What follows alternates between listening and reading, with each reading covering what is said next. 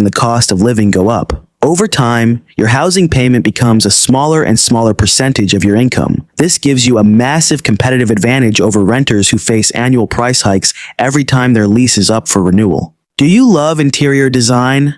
Ownership gives you total creative freedom. You can knock down walls, install hardwood floors, or paint your kitchen neon purple if you want. In a rental, you live under someone else's aesthetic. For many people, having a canvas to express themselves and truly customize their living environment leads to a significantly higher quality of life and personal satisfaction. However, the real estate market isn't a guaranteed one-way street up. There is always the risk of a bubble or a local economic downturn. If you buy at the peak and prices drop, you could end up underwater, owing more to the bank than the house is actually worth. This traps you in place and can ruin your finances for years. Location and timing are just as important as the house itself. At the end of the day, the decision is also deeply psychological. Some people feel intense anxiety when renting, feeling like they have no roots. Others feel financial claustrophobia when they owe hundreds of thousands to a bank. You have to know yourself. What allows you to sleep better at night? The security of a deed or the liquidity of having cash sitting in your brokerage account? Always consider the time factor. There is a golden rule. If you don't plan on living in that city for at least 5 to 7 years, renting is almost always the winner.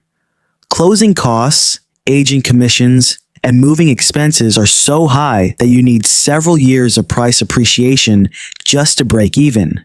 Don't rush into a purchase if your life is still in a phase of transition. Let's talk about leverage.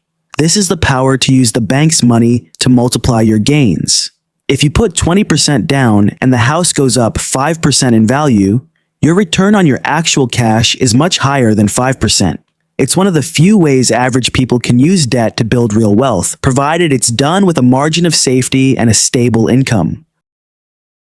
Don't underestimate the time cost of maintenance. Being a homeowner is like having a second job. Every weekend you spend mowing the lawn, cleaning gutters, or fixing a fence is time you aren't spending with your family or working on your side hustle. If you value your free time above all else, the all-inclusive nature of renting is a luxury that is worth every dollar. In summary, there is no single right answer for everyone. Renting is a financial strategy focused on mobility and time saving. Buying is a strategy focused on long-term investment and lifestyle stability. The key is to run the numbers for your specific situation, your income, and your